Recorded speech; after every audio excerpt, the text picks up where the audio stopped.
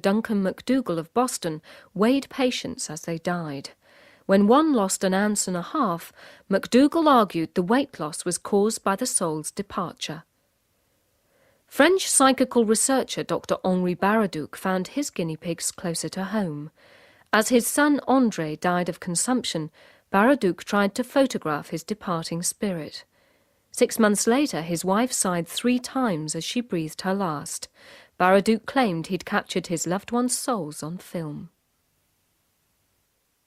The idea that we all have a soul independent of the body is reinforced by another quite common but uncanny type of experience. Survivors of accidents or people recovering from operations report having had a bird's eye view of themselves during this crisis. Some even claim to have seen things that they couldn't possibly have known about otherwise.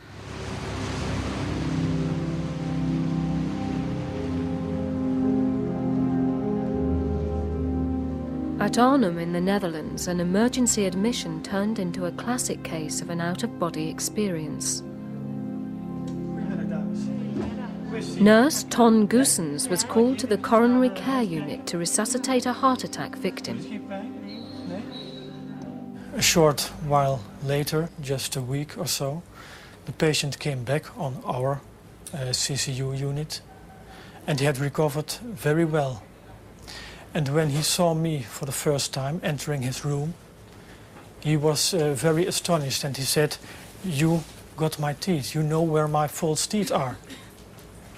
And I was very astonished. I didn't believe what he said, because the time I had seen this man, he was unconscious, but he saw himself laying in bed out of a corner in the small room where the resuscitation was being done.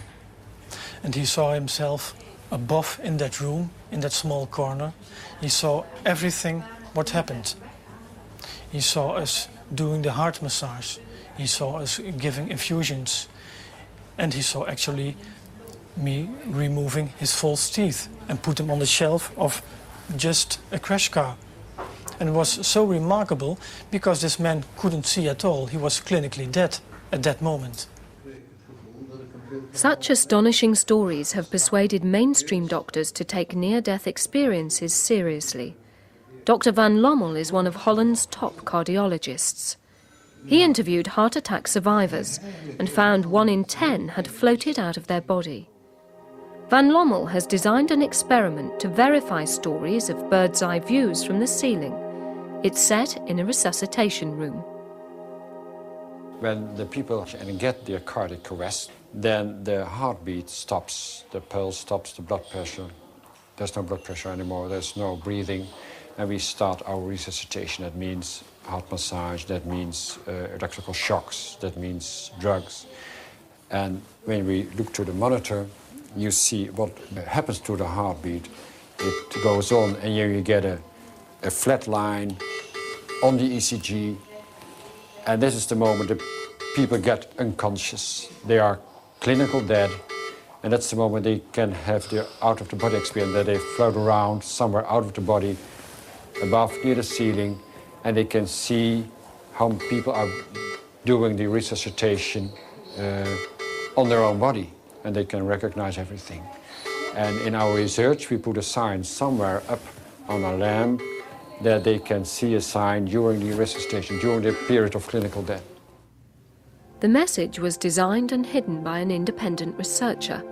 So far, no patient has found it, but Van Lommel believes it's just a matter of time. I think it will be clear that sometime we will meet somebody who saw that sign.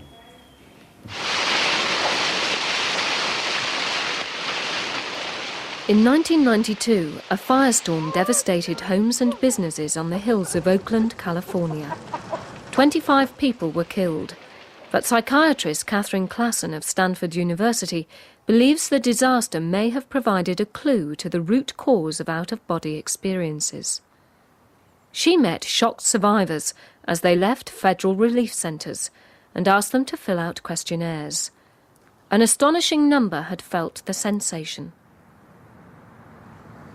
I wasn't surprised that people had this this sense of floating above their bodies, because people will do whatever they can to protect themselves. And if they can't physically protect themselves, they will attempt to protect themselves psychologically or mentally.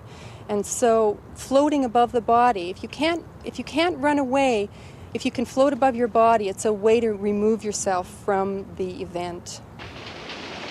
What our study has to say is that it is possible that people, in experiencing the ultimate trauma, which is dying, are using the out-of-body experience as a way to protect themselves. So it's a defensive response to this possible event.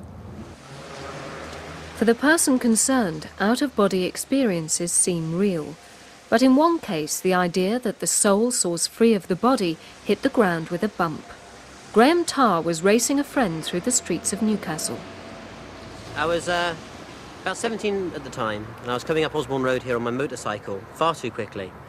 And as I came up to this corner, I overshot the white line and crossed on the wrong side of the road. As I came round, I realised I was going straight into the path of an oncoming car.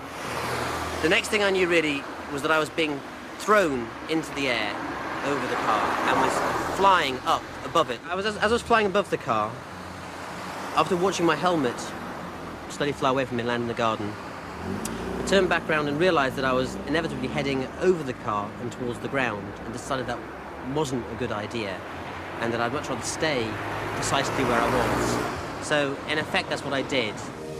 Floating comfortably above the scene, Graham heard the Hallelujah chorus. He saw his body on the road, his bike to one side, and his panic-stricken friend. Gradually, he regained consciousness. The first thing I noticed, obviously, was that the burning pain was coming from the fact that my motorcycle, rather than being as I'd seen it, crumpled up at the front of the car, had in fact followed me through the air and had landed on top of me with my leg through the frame of it. And I was burning the back of my leg on the exhaust. I looked around to see if I could see my friend anywhere, because I'd seen him stop and come back and be over me, but I couldn't see him anywhere. The two little old deers I'd seen on the pavement, looking at me all terribly concerned, weren't there, and I just realised that the whole thing had been a fantasy, a dream, a hallucination.